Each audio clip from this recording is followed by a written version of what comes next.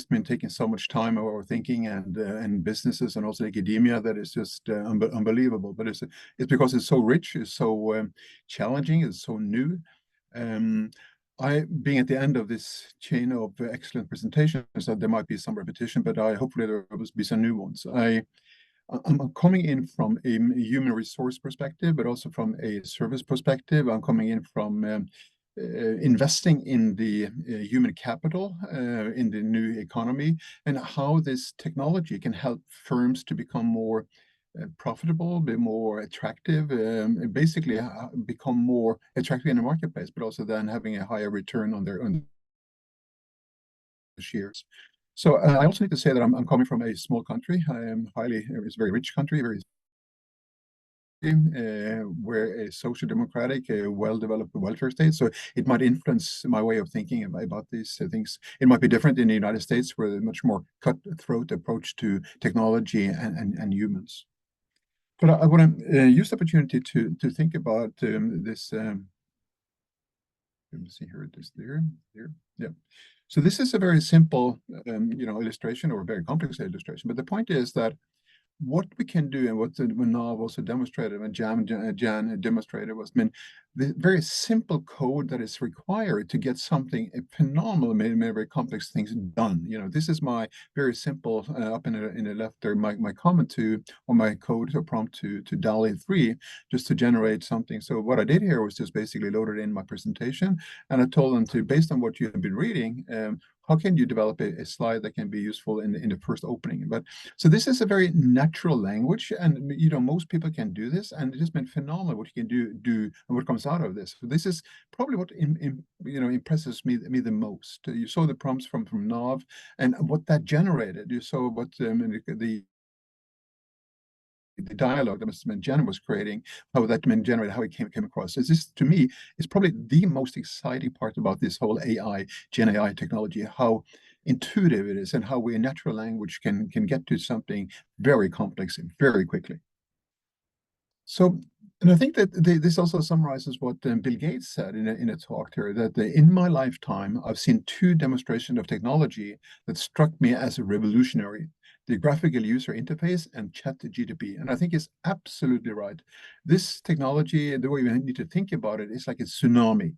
It's going to come at us at a pace we never experienced before. You can run, but you cannot hide. The second thing, that a learning point about this, is the speed of change that it will introduce, but also what leaders has normally done is that they've been observing some industries that were hit the first, and then they were observing and see the consequences and were learning from that experience. I don't think that will happen with this technology. I think it will be all over the place at the same time. So if you're not prepared, I think it's time to start preparing, to think about how you can utilize and how you can set up your business model, how you can set up your market offering, how you can set up your value chain to capitalize on this technology. If when it happens, it happens.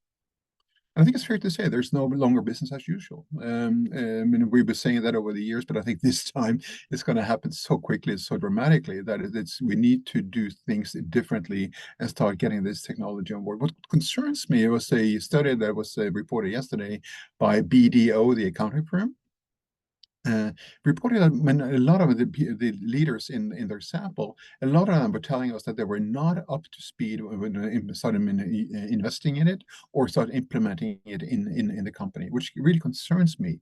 So the change here is down to not the technology, but how leaders introduce it to the organization in their value production side of it, and also the value capturing side of the business model. So what do we anticipate from this technology? What are the reports from consulting firms and also from academia? So it's very optimistic. This is a report that I found very useful. It's from McKinsey. And again, it's a guesstimate of what they would think is going to happen, but it's pointing in a direction that is just wow, we need to consider this. So it could add something like 2.6 trillion to 4.4 trillion annually at the world GDP, which has just been phenomenal. And most of this will come from productivity gains. And as I pointed out in John's presentation earlier today, there are some functions within the firm that will be hit harder than other ones. And these are just been mentioned here as a repetition. But it would also transform jobs and not merely replace jobs. But my concern is that the change now, if you go back to the spinning jenny back into 1776, that was a transformation that came along with the new technology, but the growth in the economy absorbed those who were made redundant. I think this time the new jobs that will be created will not be occupied with those who were laid off in other function, other companies. It's going to be a phenomenon at the national level, an investment in the human capital in order to make the labor force up to speed and attractive for the new jobs that will come up. And as it's now pointed to, all the money is pouring into this area here will require a labor force that has a different skills than what they used to be back in previous century. So that's going to be a challenge at the national level. So what do we know from research or more than just war stories from companies? My point of the departure is this we see in most of the developed world. So we need to think about the economy not as manufacturing, but as a service economy. This is from four very developed economies, and we see that the labor force are working in the service companies. And service companies are very different from manufacturing firms, where in this case, with the service economy, the human capital is the most important one. So they need to invest in the human capital to be in the side where they can produce services of high quality and making the firm attractive in the marketplace. So the context of services is just very different from in manufacturing mindset. In my country, 80% of the mainland GDP comes from service sector, 80% of the GDP, and it's forecasted to be about 90% by 2060. So again, in most developed countries, we find the same picture. It's a service companies-based, highly digital economy that we're looking at. Which again also goes to I think Nav's comment was there's a huge demand for people with AI talents out there. The good news is that they don't have to be computer scientists to have a PhD in mathematics, statistics, or in computer science. It can be ordinary people who start reading up on or taking MOOC, mass open online classes, and just been preparing themselves for this new world. So again, being trained in developing the prompts using standard software, again, will give you an advantage in the labor market of being attractive on new skills and competences that is required out there. And as we see there, it's not so much this time about making the production side of the firm more productive. It's about making the office works more productive. And as you can see here, this is from Goldman Sachs. And again, it's an estimate of how we think it's going to have an impact on different functions and different industries. And again, office and administrative support, as we demonstrated from the prompt that Nav showed us, I mean, again, it's just obvious to us that there's a lot of things that can be either saved by laying off people, or you can invest in people and getting more done with the same amount of people that you have on board. But this is going to hit us, and I think we need to think about this carefully. Also, individually, in how we prepare ourselves for this tsunami. Are we prepared? Are we read up on it? Do we feel comfortable? Do we use it? Do we experiment with it? Do we see how it will benefit or make our jobs more productive and also more of higher quality? I think that's like on an individual level. We need to think about these things. What we see so far is the impact of AI, and this is in the sharing economy market, with a gig economy. The illustration from to the left is the demand for jobs in the freelance market before and after ChatGPT was launched. And as you can see, there was a dramatic drop in the need or the demand for these people that was working freelance. These could be translators, it could be copy editing, it could be advertising, communication people. But immediately there was a drop in demand. To the right, you can also see there was a drop in the price people were willing to pay for these services. So not only did the demand go south, also the prices, the salary for these jobs went south. So this is a challenge for the whole sharing or the gig economy and how this technology might have an impact on that. What we also know from inside the firm is that most employees are positive to it. They're just been wondering and they're curious. And some are, 35% are somewhat skeptical. But I think the firms need to tap into there's a positive attitude among the employees in the administration, the different functions there, to look at the technology and to see how they can contribute to make the firm more profitable and also more attractive in the marketplace. What I see from my contact with leaders in my country is that it's not clarified with regard to the policy that the firm would act according to. So a lot of the employees are thinking about, will I be laid off? How my job be impacted? Can I use this technology? So again, there's a lot of companies that's not come out and declared a policy of how we would relate to this technology. Probably the best one I've seen so far was the Financial Times. The editor, the team of editors, came together and made a statement to the organization, but also to their readers. We will use this technology not to replace people, but to enhance the quality of their work. You can always trust there will be a journalist behind the text that you are reading. And I think that's a statement that gives comfort to the employees, to the journalists, and it also gives some quality assurance for the readers that still the high quality that we've been used to from Financial Times will also be in the future. This is a study that was done by a professor at Wharton, reported by Harvard Business School. They were looking at an experiment with Boston Consulting Group, the consultants being young and just newly employed, and also the more senior ones. And they had a group of the young ones who had access to ChatGPT and some of the young ones who did not have it. The same for the more senior consultants. Some had access to ChatGPT and some did not. They gave them tasks to solve and to work, and they also had sensors looking at the quality and also measuring the time. The conclusion from this experiment has just been enormous. So the bottom line here is that the younger ones had a major improvement in quality, but also in productivity, but primarily in quality. For the more senior consultants at Boston Consulting Group, they were more about the quality of the work. Sorry, the productivity of the work. So again, there are two effects here, the quality dimension and the productivity dimension. And for the younger ones, it's all about the productivity and quality. They get into a higher level of skills and performance much quicker with the technology than without the technology. This is for leaders is extremely important to think about how we can benefit from this in our functions. This is an empirical study that came out from Erik Brynjolfsson that is currently at Stanford. He is also the director of the Human-Centered AI Center over there. And this is a study he worked with together with some colleagues who reported at the NBER, the National Bureau of Economics Research. And this was a real life. So the previous one was from Boston Consulting. It was an experiment. This is from 5,600 call center employees in one company, Fortune 500 company, and they measured over time. We started implementing ChatGPT in supporting people as they were on the call with clients. So learning from the best experiences and then feeding this into the conversation by analyzing the tone of voice, the words you're using, the balance, and the tempo of talking. They can coach the customer service representative online in real time as they were talking to clients.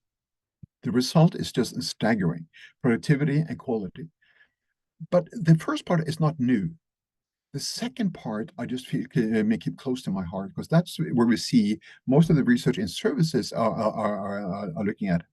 Is there a link between the technology that we implement in companies in how employees respond with regard to satisfaction? And does this have a link to the external customers, the customer satisfaction?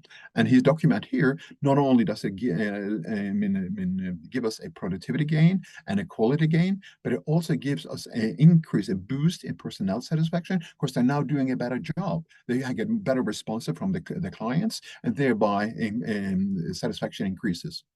The purpose of satisfaction of personnel increasing is, of course, that they can provide better services, more productive services to the customers, and thereby having customer satisfaction and the wonderful things happening from customer satisfaction. This is a very interesting study, and I recommend you to get a copy of it. It's available if you just Google the NBER, and you can have a look at it there. So how can we think about human-centered AI? And I want to steal and borrow from some of my colleagues. This is a train of thought that I developed or inspired by Jochen Wirtz at Singapore and Roland Rust and his co-author Ming-Hui Wang. Roland being at the University of Maryland and Ming-Hui Wang is the University of Taiwan. So you can have a dichotomy here. On the x-axis, you have the quality of a good AI or a generative LLM model. So it's all about analytical skills and the speed of analyzing data, putting it together, reading a report, finding the essence, relating it to complex data sets, and making sense where there's nonsense, and just putting it together. The level of complexity from low to high is not necessarily doesn't have to be very high before you get the benefits of using a computer, an algorithm, or a spreadsheet or whatever. On the y-axis, there are all what defines humans as unique. So, I mean, it's like being able to relate to emotions or developing them emotions, be having skills and empathy and relating to other people, but also relating to other people, in a conversation, in a dialogue, and social relationship. I think that's one way of defining of what human can do and also what the computers can do. If you put this together, you get an interesting perspective here where you can see there are areas that we should allocate or outsource it to the technology, the generative AI or AI in general. And there would be a space up in the left corner where it's reserved for humans, where the technology currently is not up to speed or will never get there. It's because so far the technology cannot develop emotions. If the technology wins in lotto, they never, or in lottery, they don't know about it. They win, but they don't know about it. So the space that I find interesting is where you have humans and AI and generative AI together and what can do. And this is where I strongly recommend modern leaders to investigate instead of improving or lifting the bar for the generative AI and eating it themselves into the territory of humans and Gen AI. Just find the level of where you can keep people, invest in them, and have them use this technology for more like the augmented human being. So a doctor coached by a generative AI would be much, much more valuable than just by him or herself. I, as a professor, together with a Gen AI, can do wonderful things like some of what the NAV documented. So again, what I can do with regard to quality and productivity with this technology has just been mind-blowing. So my advice to leaders is that, well, never neglecting the cost issue. How can you invest in human capital in a service context, high competence people having access to this technology? How can you have them spend more time thinking about the creative part of it, the more connecting the dots part of it, where we still are very, very good and better than machines? And how can we then provide a better service, more effective than otherwise that just the technology do it, or remove people and do the same thing with just less input? So again, if we look at some of the research that is coming out now, and currently in the last week, 2 weeks ago, there was the American Marketing Association's winter conference in Texas, in San Antonio, and some of the big debates there was about generative AI, of course, and the idea that we're moving into a feeling economy, an economy where humans can really document what we're good at, namely relationships, empathy, and feelings and emotions. So as a result of that, there was a special service interest group that came out for the AI in marketing and also AI in management. But again, I think this just may place to it. I mean, we allocate the things, the jobs, the tasks to the technology where they are superior. And then we allocate to the people or the task that where the combination is superior. And also there would be areas where people still are just superior. And specifically what these people are claiming, it's in the feeling, the emotion, the empathy dimension. So that could be like jobs like in the healthcare services. It could be in the teacher, in the coaching area where you really need to work together with people to get to a new place. I'm going to start with linking you to the financials here. So since I come from a business school, I'm a business school professor. I mean, I cannot talk about this in isolation. We need to think about the inside of the firm, the dark blue bubble, and the green one, which is like the stock market and the financial impacts of whatever we're doing inside the dark blue bubble, where we see, I mean, how we implement it technology in the upstream activities to get to increased efficiency, or we use it in the downstream activities towards the customers to get some effectiveness. So how you balance this is, of course, a strategic choice.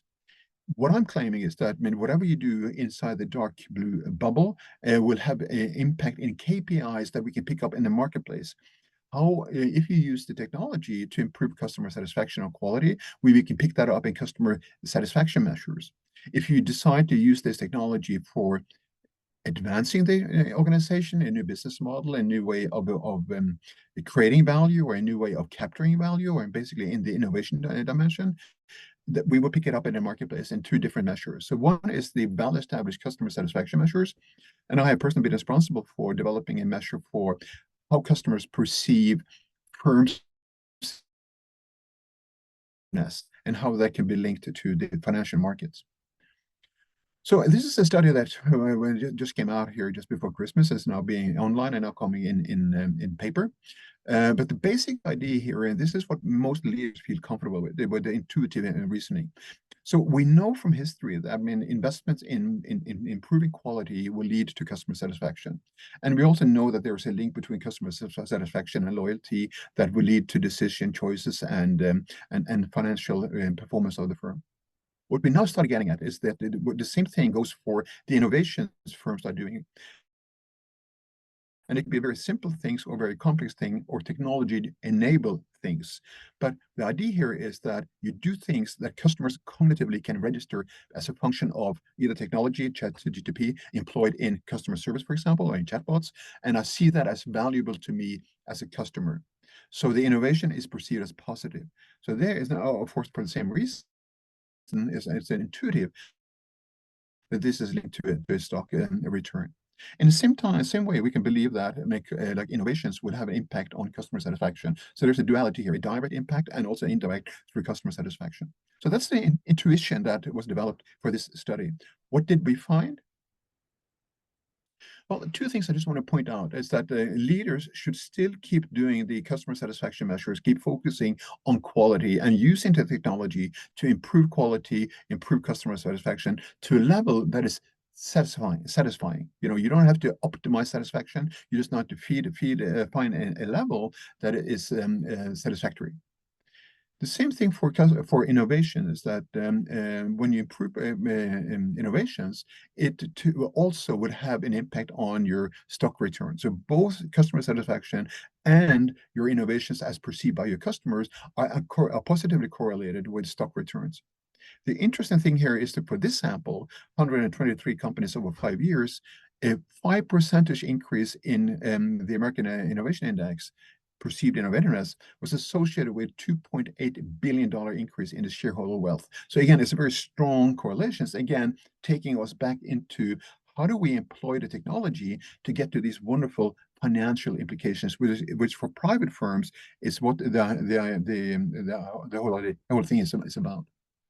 So let me just wrap up with two illustrations here. So if we're looking at a firm's competitiveness, and if along one on the x-axis you have we can compete on the lowest cost in the market, or on the y-axis we can compete on having the superior quality in the market, and the red line here is the frontier of competition.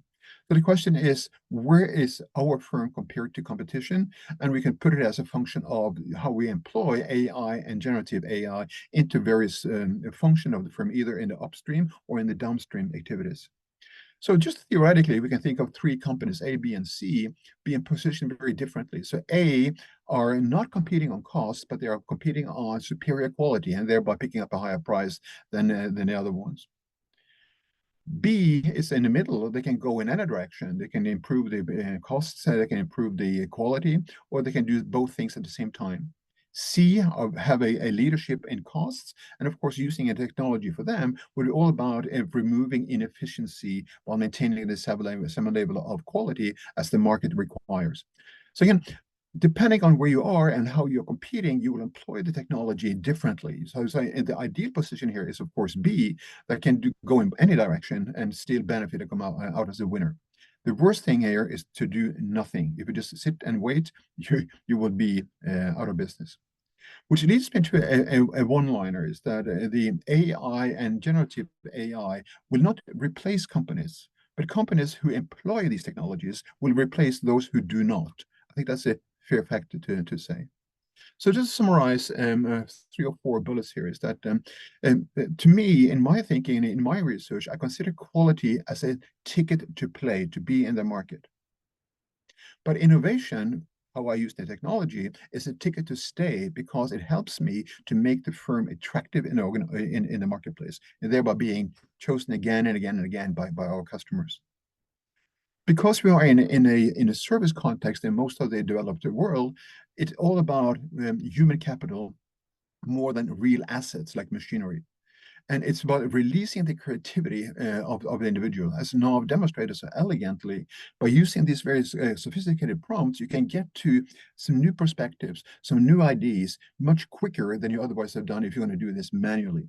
So the thing here is to train your employees, develop policy of implementing this, making them feel comfortable with technology, start using it to see the benefit, and then start implementing it into the work processes in the company. So far, it's me and you using the technology, but not on a company level. Do the same as we've been doing all along with just lower cost because of the technology is not an option in my mind. We must aim to do things we have never been able to do before with this technology. I think the downstream activities by looking at how we can create new solutions for customers in a way we've never done before is extremely rewarding to explore for companies, but also for researchers.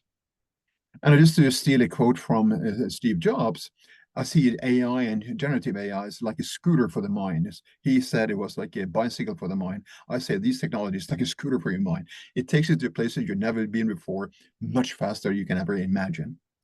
And that's about Mohammed summarizes my thought. And again, the time here is limited, so we're gonna stop here.